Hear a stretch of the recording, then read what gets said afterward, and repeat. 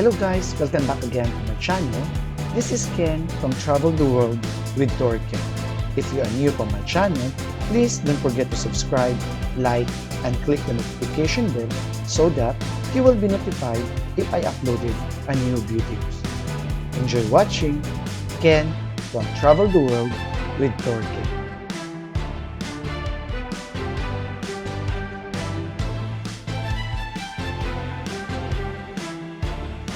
Welcome to Marseille. Marseille is one of our stopover during our Mediterranean cruise, and after, we visited also the neighbor city of Marseille called Cassis. Let's join me to explore these two beautiful cities of France.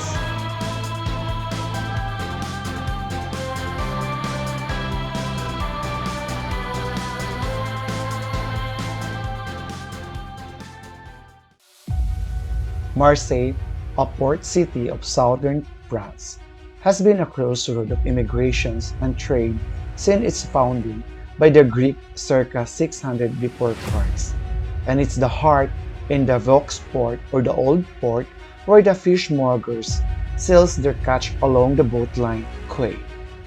Also, Marseille is the second most populous city in France with 870,731 inhabitants in 2019.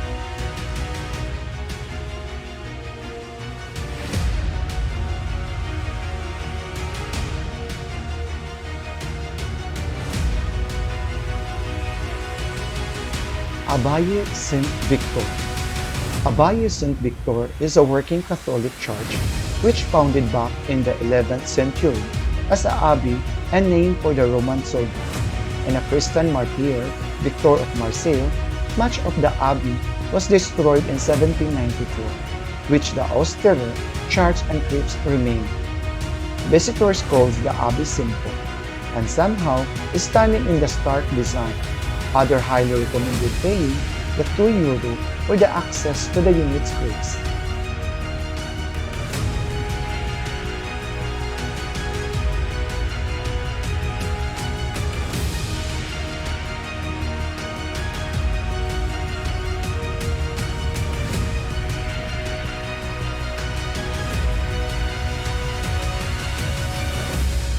For the Navites, the oldest bakery in Marseille.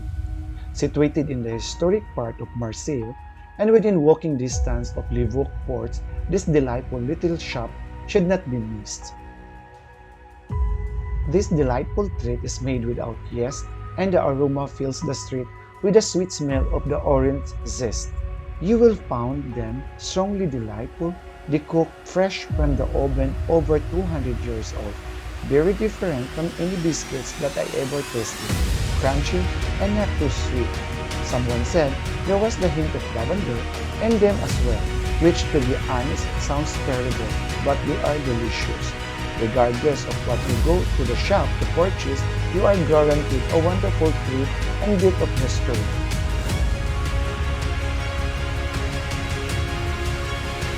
As soon as you approach the center of Marseille, you will spot the Basilica of Notre de la Garde, majestically perched at the top of the highest peak, built between 1853 and 1864 in the new Byzantine style. This immense church is dominated by impressive gilded Madonna, standing high at the top of the belfry. The fantastic panorama over the city from the church terrace makes its most visit. The Basilica is easy to reach using one of the many local buses. The first stone of the current basilica was laid in 1853. It is built on the port foundation, and you can still see King Francois' symbol, a salamander, cave above the north door. The architecture takes inspirations by Byzantine churches. Inside the Basilica Notre de la Garde, you'll see extravagantly decorated bronze entrance doors, a statue of Madonna in silver, and votive offerings covering the walls. Many stones are engraved with the people's grateful messages for Mary's health through storms, bad health, or exam. The Basilica Notre Dame de la Garde most striking pictures in the colossal statue of Mary and Jesus at the top of the bell tower, which is made of the gilded cupola and stands 11 meters tall. Everything about the church reflects Marseille's close relationship with the sea, from murals of boats and sailors to model boats hanging from the sea. Visit the Basilica's on-site museum to learn about the hill's long history as a destination for the pilgrims.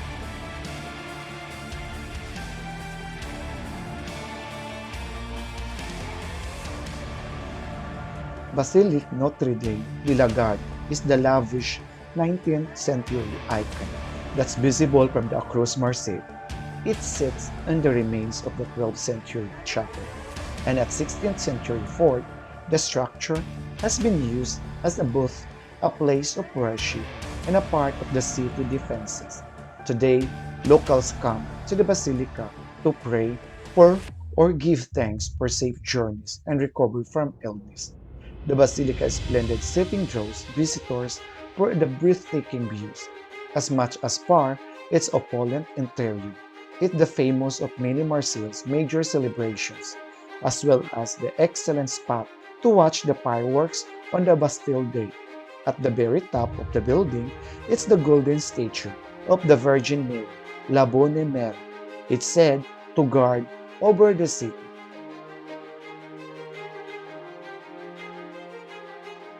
The terrace which surrounded the churches give a 360 degrees view of the city with the telescopes set up at the key viewpoint. After Marseille, we traveled to Casis for more than 30 to 40 minutes with a private car along this national park area. Can be accessed via the east or west via the A50 motorway. This is nearly the quickest options, but note there is also a toll road. If you are looking for a more scenic route, take the Col de la Guiniste from Marseille or the Corniche des Crites from the Ceuta.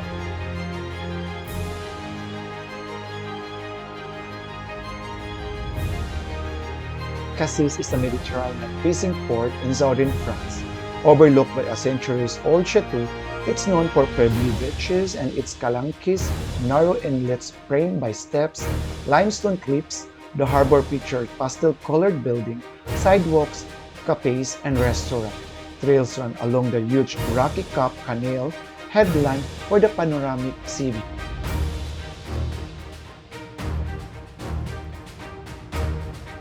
We decided to get a boat tour. One of the most popular things to do in Casis is to head down to the port and book yourself into a boat tour of the Calanques.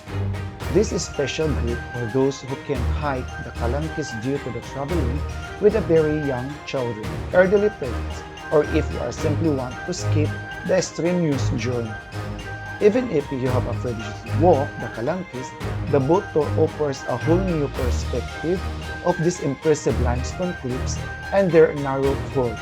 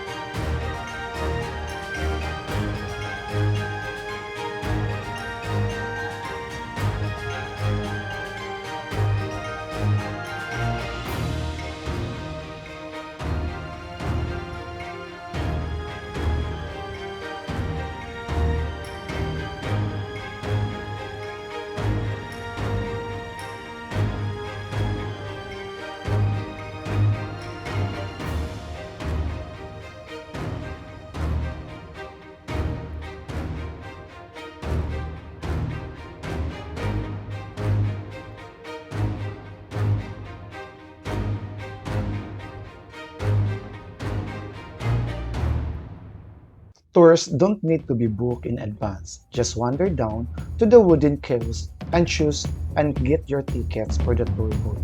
While taking a boat tour is an easier option, the tour boats aren't permitted to drop you off at the beaches in the Calanques.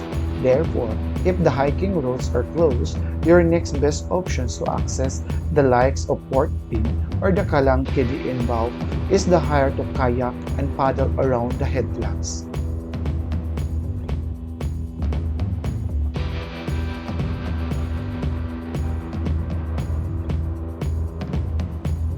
When to visit Casis? Casis is becoming more and more popular with visitors to provinces, so it should come as no surprises that weekends and holidays, especially in the happy summer month, can get almost unbearably busy. It because of this, I'd recommend checking our French school holiday calendar and planning your visit for when most schools are in season. It varies depending on the region. In the shoulder seasons of April, May, or September or October, with a bit of luck, you'll have a glorious weather without having to fight the crowds, and the Casis hiking trails should be open too, except perhaps on early September when it's still very hot.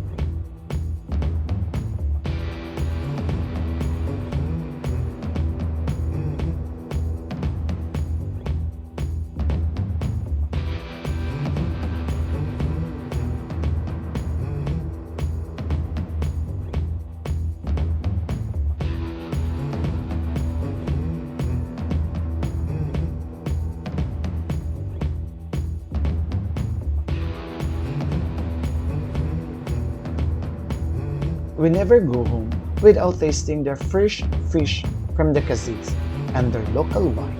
Taste is so delicious and yummy. We are not lucky of the weather, but the show must go on because it is a one lifetime experience only.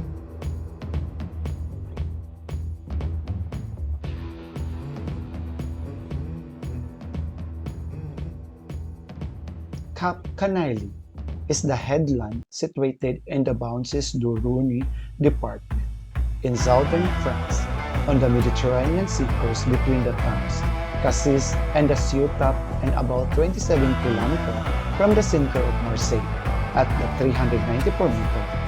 It is the highest sea cliffs of France.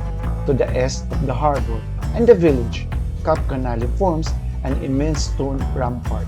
The mountain cliffs are the highest maritime cliffs in Europe. Thank you for the love and support from my channel.